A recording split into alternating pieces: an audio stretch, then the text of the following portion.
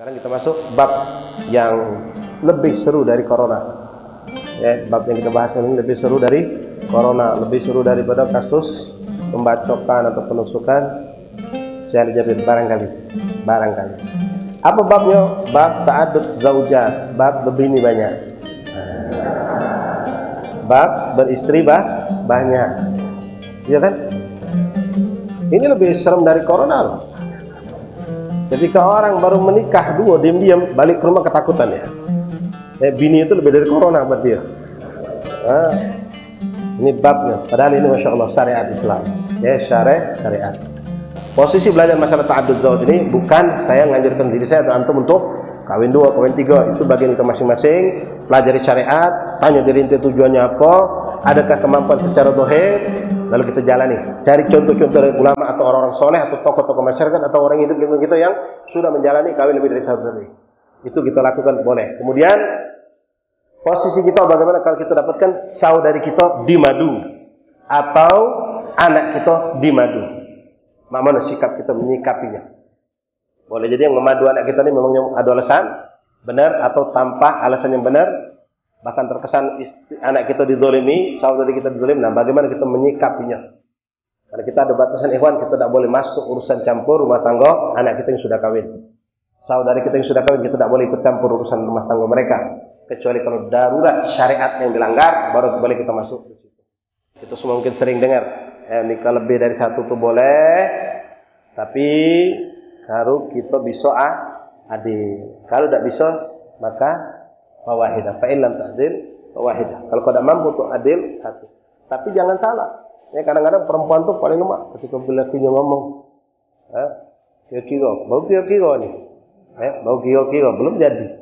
Kira-kira dek. Kalau kakak nih kawin lagi mak mano, langsung berubah. Baru kira-kira nih. Bahkan ada yang baru cerita mimpi, baru ingat langsung. Oh dek, aku semalam mimpi apa kak? Jangan marah kau. Iya ngaku. Aku mimpi kawin lagi. Juga mimpi. Baru mimpi, subhanallah. Belum kawin. Baru mimpi sudah ngamuk dia. Udah masak siang itu langsung. Nah, kira-kira, baru ngomong kira-kira. Apa jawabnya? Ajulah kalau kau baca adil.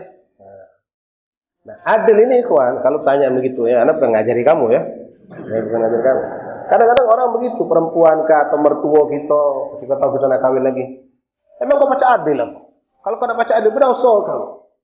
Ya nak tahu adil dan adil tuh, pertama pelajari ilmunya, lalu praktek dulu, baru tahu tuh adil apa tidak. Ingat omongan saya pertama ya, pelajari dulu ilmunya, pelajari syariatnya, adil tuh bagaimana. Bukan adil tuh berarti tetak ratau kalau. Enti kawin dengan istri pertama, dapat anak 4. Ya, lalu nanti kawin lagi dengan istri yang kedua, belum punya anak. Apa belanja disamakan? Dikatakan adil? Ya tidak. Ini punya istri pertama, dia punya anak 4. Tentu nanti kasih nafkah mungkin 100.000. Ini 20.000 cukup. Bukan adil pada 100. Ya, belikan ini, kebetulan ini dia tadi itu kebutuhannya lebih banyak, pakaiannya, anak-anaknya butuh pakaian banyak. Ini belum ada apa-apa, baru istri pertama, hari kedua tidak ada apa-apa. Ente nak beli ke baju sama banyaknya, ya tidak bisa. Mana ada juga nginepnya diatur dalam syariat. Ya, nginep tuh ada gilirannya. Rumah si A, rumah si B, berapa hari, semua diatur dalam syariat. Nah, untuk adil, benar-benar adil, itu kata ulama juga sulit untuk mengatakan mana adil yang benar-benar adil benar. Ya, balik kepada hati kita.